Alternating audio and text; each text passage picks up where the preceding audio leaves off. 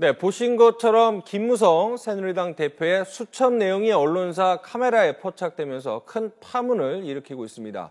일부러 근접해서 촬영했다 이런 의심이 들 정도로 그 수첩 내용이 너무나 확연하게 드러나면서 여러 가지 추측들이 난무하고 있습니다. 그러면서 이 청와대 문건 유출 잠시 이제 잠잠해지나 끝났나 이렇게 싶었는데 다시 논란은 불거지고 있습니다.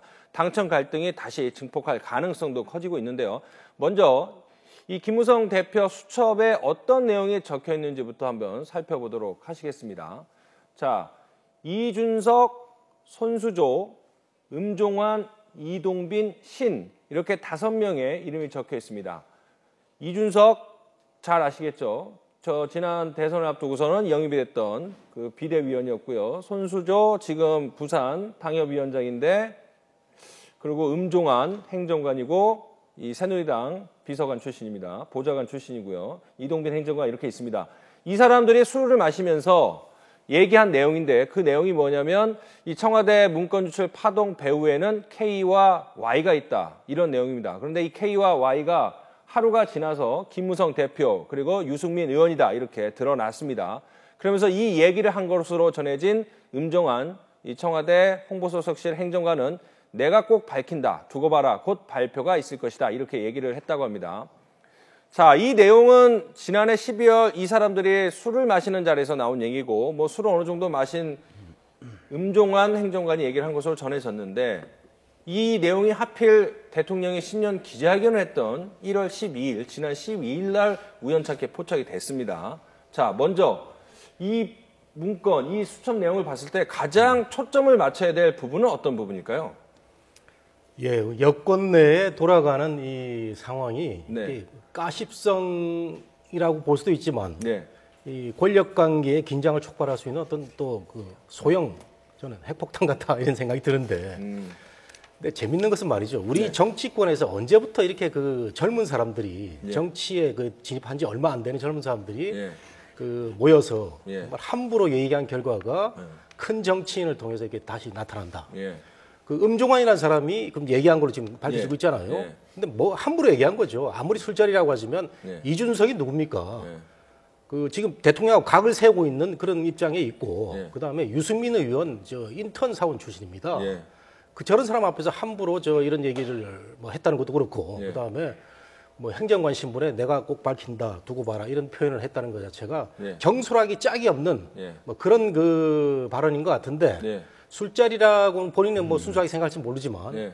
이걸 또 이준석이라는 사람은 또 그냥 받아들이지 않고 예. 조용히 머릿속에 메모해놨다가 그것도 그 다음날 당장 저 김무성 대표나 유승민 의원한테 일러바친 게 아니고 예. 한참을 봤어요. 한참을 보다가 예. 그 1월 5일 날, 예. 1월 5일 날 김 대표한테 얘기를 하고 예. 그 다음 날 유승민 의원한테 또 얘기를 해가지고 예. 일종의 고자질 같은 건데 저는 그렇게 봅니다. 예. 얘기를 해서 유승민 의원이 열받아가지고 예. 안봉근 비서관한테 전화했다는 거 아니에요? 뭐 이런 얘기가 있는데 예. 뭐 저 청와대에도 좀 단속 좀 해달라. 예.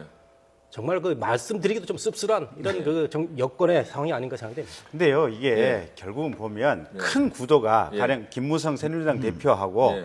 박근혜 대통령이 정말로 호흡이 일치되고 두 사람이 불편하지가 않다. 예. 특히 박근혜 대통령 밑에 있는 친박계 의원들하고 김무성 대표가 아주 편안하게 호흡을 한 호흡으로 맞춰서 가고 있는 상황이다. 네. 이러면 뭐 저런 발언 있다고 하더라도 웃어 넘기면 되는 거죠. 애들 술 먹고 장난치는 거네 하고 아이 참 말 왜 그렇게 하나 하고 되는데 예.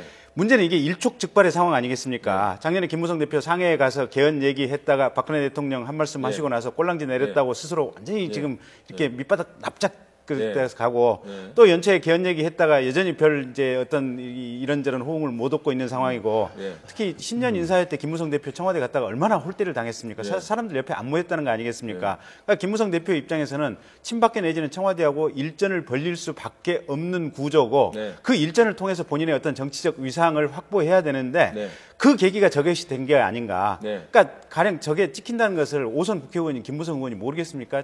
작년 재작년에도 김재원 의원 저기 그 NLL이라든지 이 관련해 가지고 뭐 누설자가 누구냐 이게 핸드폰에 있는 거 그대로 찍혀서 나갔지 않습니까? 보면. 그러니까 저게 찍힌 게 한두 번이 아닌데 그렇죠. 저걸 저렇게 크게 저렇게 딱 보기 좋은 각도로 놔뒀다고 하는 것은 추정컨대 예. 김무성 대표가 네. 이 이슈가 좀 밖으로 새 나가서 네. 어차피 박근혜 대통령 지지율 지금 확 빠지고 있고 특히 신년 연초 기자회견 하고 나서 국민들이 정말로 실망했다라는 의견이 여론이 많고 있는 건데 그걸 조금 더 증폭될 것을 이른 기대할 가능성도 배제할 수 없다. 그러면 저희가 이제는 이 사건을 구성을 다시 하면서 차근차근 재구성을 하고 말씀하신 대로 왜 이거를 그러면 김무성 대표가 일부러 흘렸다라는 의심을 받을 상황밖에 없는지 이 수첩 내용이 당첨 관계 앞으로 어떤 파장을 불러일으킬지 차근차근 설명을 해드리도록 하겠습니다. 먼저 이 술자리는 지난해 12월 18일 날 열렸습니다.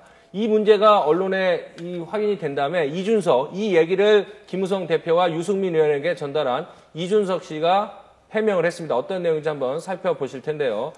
먼저 자신은 김 대표의 수첩에 적힌 4명이 지난해 12월 18일 청와대 인근에서 저녁 모임을 했다. 이 자리에서 음정환 행정관이 자신에게 문건 파동에 배우는 김 대표와 유 의원이라고 여러 차례 얘기했다. 이렇게 인정을 했습니다. 자, 그런데요. 일단 이런 얘기를 음정환 행정관이 이야기한 것은 인정을 했습니다. 그런데 아까 교수님께서 말씀하신 것처럼 12월 18일 날 있었던 얘기를 1월 5일, 6일 이틀에 걸쳐서 담당자들, 당사자한테 전화를 해서 얘기를 한 거. 이게 일단 이해가 안 됩니다. 그렇죠? 그런데 지금 음종환 그 행정관 얘기는 자기는 그런 얘기 안 했고 네. 이준석 네가 요즘 방송에 나와가지고 자꾸 저 대통령 까고 말이지. 그다음에 조홍천, 박한천 얘기만 듣고 그렇게 청와대를 공격하는데 잘못됐다. 이런 얘기를 했다는 거예요. 그래서 앞뒤가 안 맞는데 또 이준석 얘기로는 재반박을 했죠.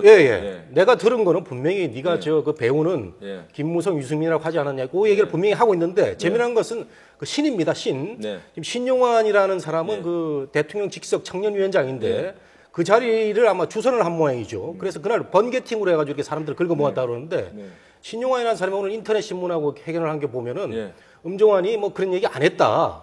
뭐 이준석이 잘못 들었다 이런 걸로 얘기를 하고 있거든요. 그걸 보면은 진실인지 아닌지는 모르지만 음종환을 좀 보호하려는 그런 측면이 아닌가 생각이 되는데 저는 어쨌든 간에 이 젊은 사람들이 정치권의 미묘한 문제 또는 어떻게 사소한 문제 이런 얘기를 술자리에서 가볍게 하고 그것을 머릿속에 새겨가지고 어떻게 뭐 어떤 자기의 이해관계에 얽혀가지고 전달하는 이 과정이 매우 잘못된 정말 젊은 사람들이 그 청와대 주변, 광화문 주변에서 밤에 술 먹고 돌아다니면서 저런 얘기를 하는 게 우리 국민한테 무슨 도움이 될 것이며 그다음에 김무성 대표가 이걸 뭐 자작극을 벌였는지 안 벌였는지 잘 모르겠지만 저는 그렇게 생각은 안 되는데 우리 김 변호사님은 요즘 뭐 언론 자유가 있다고 하지만 김무성 대표가 꼬랑지를 납작 내렸다, 뭐 납작 기어다닌다 이렇게 본인 표현이십니다. 그래요? 네, 본인 표현이십니다. 그렇게 저는 그 기억이 안 되는데요. 뭐 그렇다면은 김무성 대표의 그 호연직은 어디 갔나요? 아닌 것 같은데. 지금 어쨌든 이제 12월 18일이기 때문에 대선 이제 19일 날 바로 전날이기 때문에.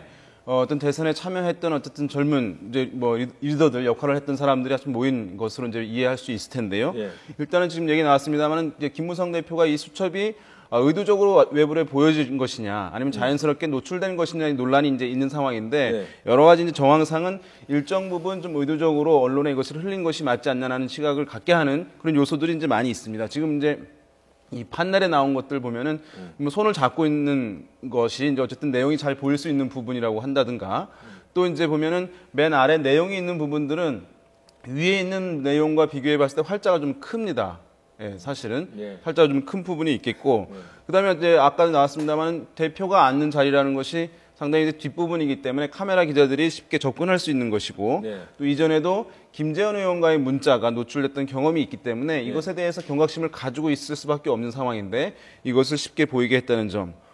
그다음에 어떻게 보면 내용을 좀 꼼꼼하게 좀 들여다보는 듯한 인상을 주고 있는 것이니까 일정 정도 또 카메라가 찍을 수 있는 어떤 시간적 여유를 좀 줬을지 않겠는가라는 이제 인식들을 할 수 있는 요소들을 충분히 갖고 있어서 이것이 단순히 은연중에 또는 우연하게 카메라에 찍힌 것이 아니라 김무성 대표도 일정 부분 정치적인 의도를 가지고 어떤 암묵적인 시위를 비슷한 것을 한 측면이 있다고 볼 수 있을 것 같습니다. 자, 일단은 이준석 손수조는 어떤 사람인지 뭐 정치권에 대해서 다 아는 사람들은 당연히 알겠지만 시청자들은 좀 낯설 수도 있으니까 이준석 손수조에 대해서 좀 설명을 해주죠. 간단하게 어떤 분들입니까?